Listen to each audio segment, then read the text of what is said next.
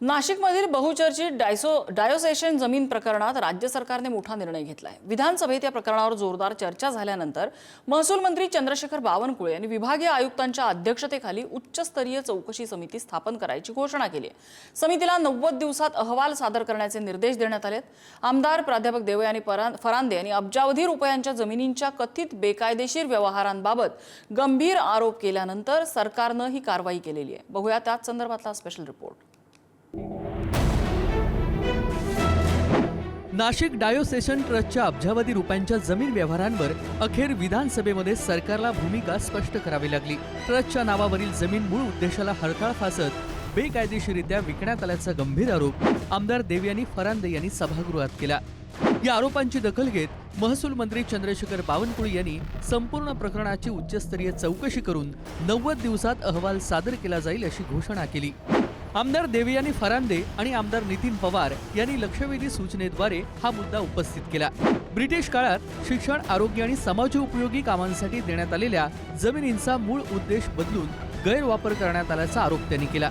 ट्रस्टच्या अटींचं उल्लंघन, अतिरिक्त सदस्यांची नियुक्ती, स्वतंत्र कंपनी स्थापन करून जमिनींची विक्री, सातबारा आणि फेरफार सारखी महत्त्वाची कागदपत्रे गायब होणं आणि सोबतच बांधकाम परवानग्यांमध्ये आर्थिक गैरव्यवहार झाल्याचा आरोपही सभागृहामध्ये करण्यात आला।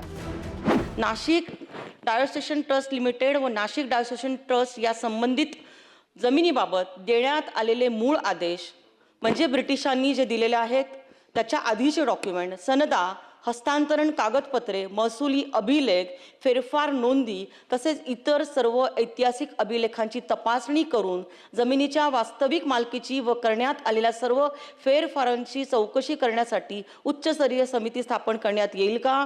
दुसरा प्रश्न आहे, सदर समितीमार्फत भूमी अभिलेख, महसूल, नोंदणी, नगररचना, महानगरपालिका तसेच संबंधित इतर विभागांच्या नोंदींचे एकत्रित परीक्षण करून जबाबदार अधिकारी अथवा व्यक्तींची जबाबदारी निश्चित करण्यात येईल काय?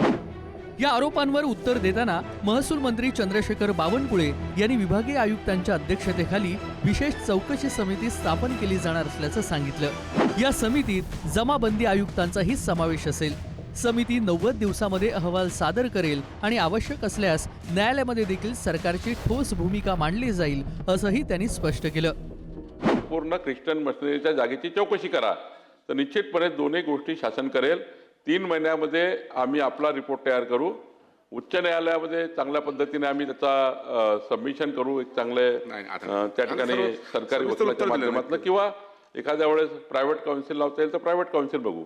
पोलिसांमार्फतही त्या ठिकाणी काही असेल तर तपासू आणि शेवटचं उच्च न्यायालयामध्ये संपूर्ण चौकशीचा रिपोर्ट आल्यानंतर उच्च न्यायालयामध्ये उच्चस्तरीय ॲडव्होकेट लावून त्या ठिकाणी सरकारची बाजू मांडण्यात येईल आणि यातून 4-5 हजार लोकांचा कसा हक्क चांगला ठेवता येईल याची काळजी घेईल।